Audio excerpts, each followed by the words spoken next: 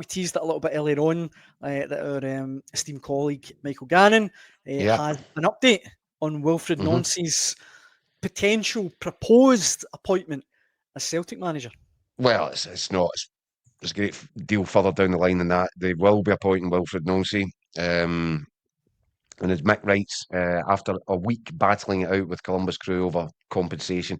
So basically, that Mick is saying that's what's caused the delay. Over 10 days now, they've been in advanced talks with Nancy.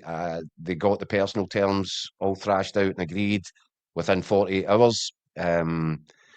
But the delay, the kind of lag has been caused as Columbus Crew are obviously looking to take as much of Celtic's money as they possibly can get their mitts on. However, what I thought was really interesting in Mick's piece is saying discussions were also further complicated by Nancy's hopes, bringing in some of his crew backroom staff to Scotland, including assistant Kwame Ampadu, along with first-team analyst Max Taylor and fitness chief Jules Guegan. Coach Jon Darnett could also be involved, but sources in the US suggest former LA Galaxy man could be in the running for the top job that Wilfried Nancy's leaving.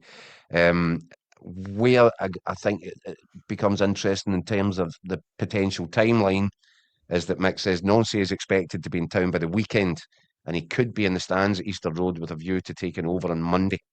Wow. So that tells you how close it is now. It is imminent. It could be a boots on the ground job before the weekend, with Wilfried Nancy actually going through to Edinburgh to clap eyes on Celtic from the main stand. I think that'll be Martin O'Neill's last game in charge of his interim period. So clearly it's starting to move, and you would expect it'll move really quickly now going into the next few days.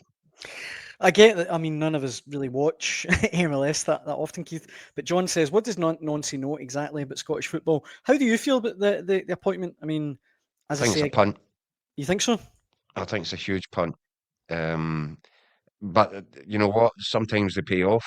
You only need to look at Ange Postecoglou and the impact he had in Scottish football. But yeah, this is different. Ange Postecoglou had a big body of evidence built up over the years in international football. He'd won trophies in other countries' leagues. Went to the World Cup. And he was a good old age by the time that he got to the Celtic position. There's the element which is different here is that Nancy's only been a manager for 4 years. He hasn't experienced anything other than the MLS, and so for all those reasons, you have to class it as there is a bit of a gamble in here.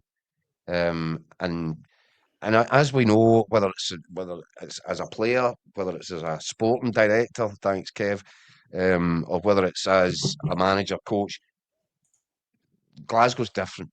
The environment here is different, and it doesn't suit everybody, and not everybody can cope with it. So that'll be another tester of his temperament. I think there's a lot for Celtic fans to be excited about, because people talk well about him and what he's done and how he's impressed, and the fact that clubs in France have been looking about it. But I can't deny, you'd be a fool to say that this is a sure thing, that this is destined to be a success. There's a big element of risk to this appointment. There's no doubt about it. Absolutely.